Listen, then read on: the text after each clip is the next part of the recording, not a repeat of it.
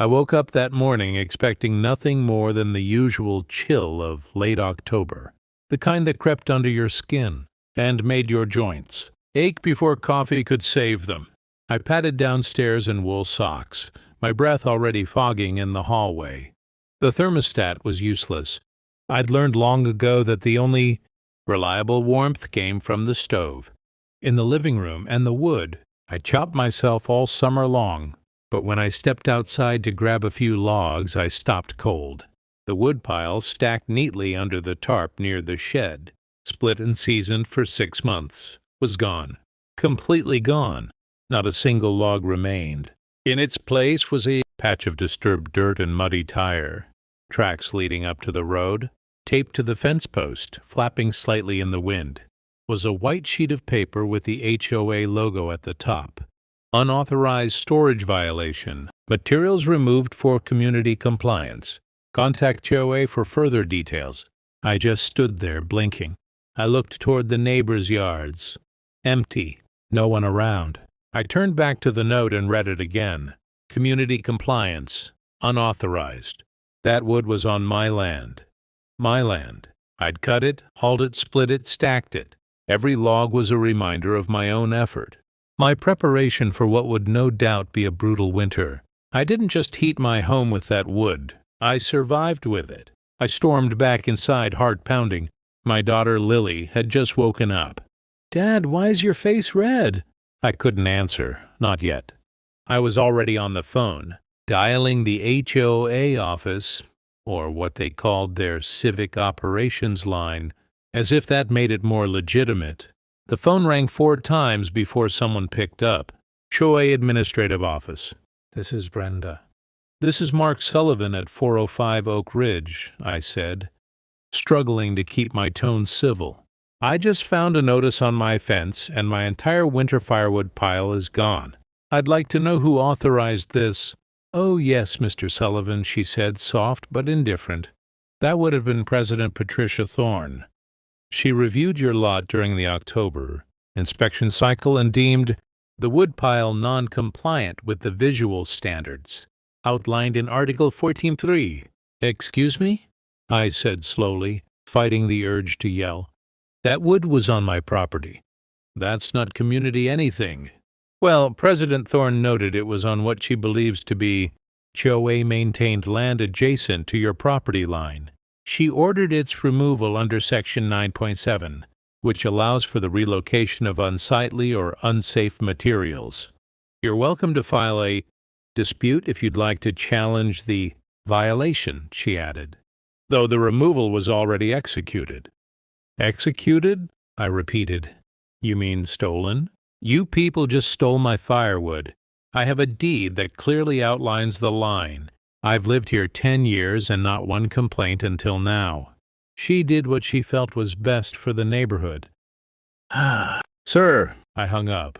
My hands were trembling, not from the cold but from fury, from the very real sense that someone had just stepped into my world and gutted it without asking. I grabbed the folder from the drawer in my office. Every page of it was proof of where my property began and ended. Survey maps, the deed, photos from last year, with the same exact stack in the same exact spot. I sat at the table flipping through them, the knot in my stomach tightening. Lily sat across from me, hugging her knees on the bench. "What are you going to do?" "I'm going to show them exactly who they're messing with," I said, but truthfully I didn't feel that confident. Not yet. Because here's the thing, I've seen worse. I served 15 years in the Army, including 2 overseas tours. But nothing quite prepared me for the smug cruelty of suburban power gone unchecked. Nothing prepared me for Patricia Thorne. Patricia, or Patty, as she insisted on being called, was the type of woman who weaponized rules like a warlord. She wore navy blue power suits with pearl pins like she was leading a Fortune 500 company, not a neighborhood of ranch-style homes. She'd been elected HOA president 3 years ago, and had turned a once-friendly association into a bureaucratic minefield. I walked back out to the spot, studying the tire tracks. Heavy-duty dual-axle. Maybe this was no neighbor with a pickup. This was a hired contractor. That meant Patty had used HOA funds to remove something that wasn't hers. That night, the cold hit hard. The forecast said 33 degrees. I had a small bundle of wood inside, maybe enough for 2 days. After that, I didn't know. The central heat barely held up, and I had no trust in the old HVAC system.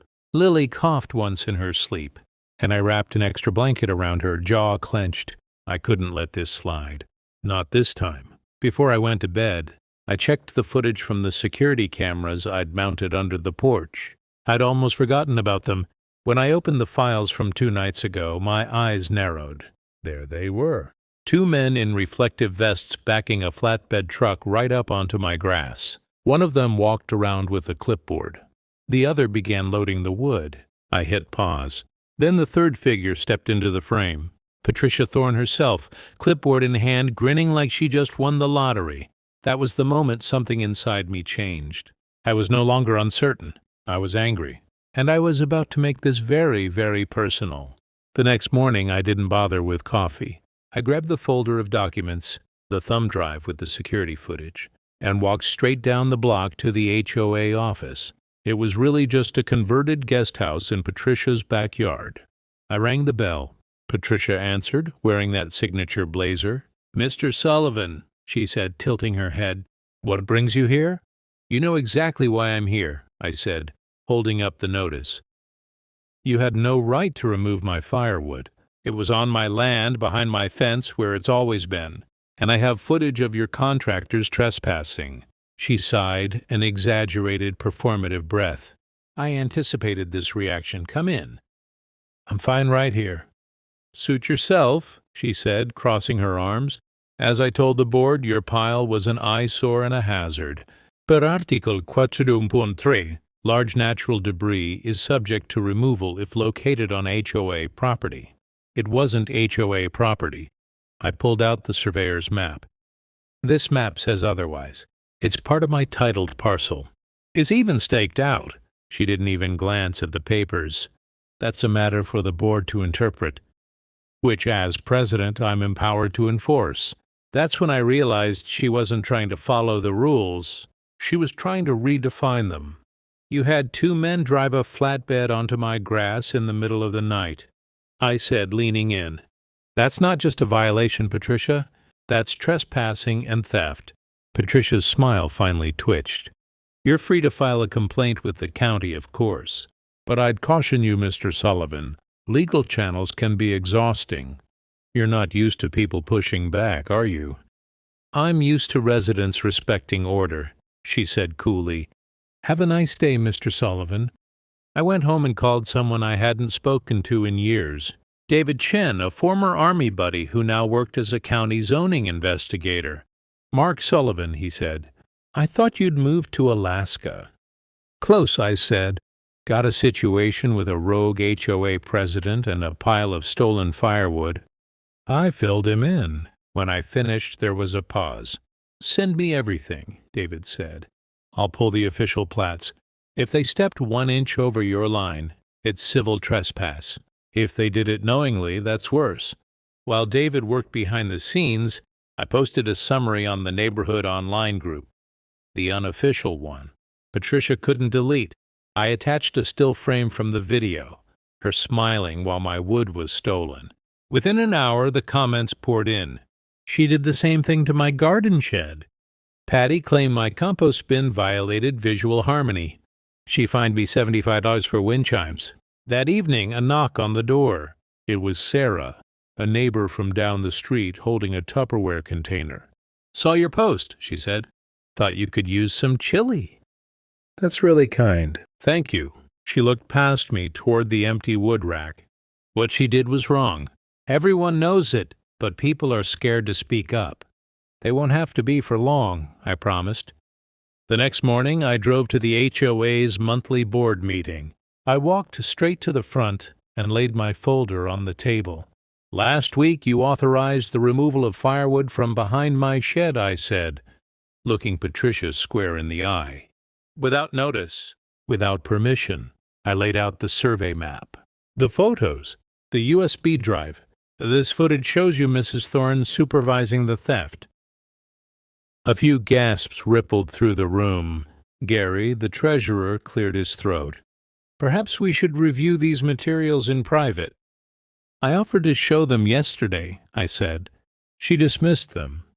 Patricia tried to steady her voice. Mr. Sullivan, the landscaping map is irrelevant. I snapped. You do not have the authority to override legal property lines. This wasn't code enforcement. This was theft. From the back of the room, Sarah stood up. He's right. She made me take down a swing set my husband built. Said it attracted termites. 2 weeks later, her cousin installed one, and nothing happened. One by one, the room turned. The evidence was a wildfire. Patricia stood up abruptly. This meeting is adjourned. You can shut this meeting down, I said, my voice low. But you can't shut down the truth. Later that afternoon, David emailed me. He'd confirmed everything. My property line was valid. The HOA had zero jurisdiction.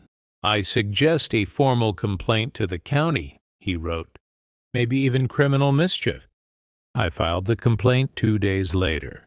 By the end of the week, the temperature dropped into the 20s. My house was freezing. The old baseboard heaters couldn't keep up. Lily was sleeping in a knit hat. I called the HOA again. We're reviewing the matter with legal, Brenda said. Response in 21 business days. My child is freezing, Brenda. That's the process. Click. That night I found a brown envelope taped to my door. No return address. Inside was a printed email chain between Patricia and a landscaping contractor. She was requesting a quote for clearing my land. If we clear the area now, she wrote, we can extend the holiday, lights across both lots, and open up the space for future enhancement. I read that line 3 times. Future enhancement. She wasn't enforcing rules. She was prepping for a land grab. She wanted my land for her annual Christmas party view. She didn't see my woodpile. She saw an obstacle. I filed an addendum to my complaint, alleging premeditated encroachment. Then I ran into an old friend, Jeff, who ran a tree service. He gave me a trailer load of rough-cut oak. We spent the afternoon splitting it. When Lily saw the new pile, she asked, Is that new wood? Better, I said. It's honest. 2 days later, I got a letter from the HOA's lawyers. They stood by their decision and threatened me for defamation regarding my online post. They were doubling down. Deflect, deny, intimidate. I filed a FOIA, Freedom of Information Act request with the city. When the packet arrived, it was a smoking gun. Emails between Patricia and the city planning office. 6 weeks ago, Patricia asked the city if she could classify my land as a gray zone. The city official, Thomas Albright, replied, No, parcel 405 is fully private. The HOA has no easement. She knew. She asked the city. They told her no, and she stole my wood anyway. I took everything to a lawyer named Elena Ross. We sued for damages, theft, and abuse of power. The court date arrived on a bitter February morning. Patricia sat with her expensive lawyer, refusing to look at me. Judge Vance took the bench. Patricia's lawyer stood up. Your Honor, this is a misunderstanding. The HOA acted in good faith. Stop, Judge Vance said. Did your client receive confirmation from the city that the land belonged to the HOA? Well, there was ambiguity. Yes or no, Counselor? No. Elena stood up. Your Honor, we have emails showing Mrs. Thorne knew the land was private. She referred to my client's property as an obstacle for her holiday party. Judge Vance looked directly at Patricia. Mrs. Thorne, did you authorize this removal? Patricia stood shaking. I did. I believed it was best for the community. You seized property you had no right to touch, the judge said. That isn't leadership. That is hubris. Judge Vance issued an immediate injunction. He ordered the HOA to pay me $2,500 in damages and fined Patricia personally for acting outside her scope of authority. Power must be wielded with humility, not entitlement. he ruled. The morning after the ruling, the neighborhood felt different. Someone parked an RV in their driveway. No note.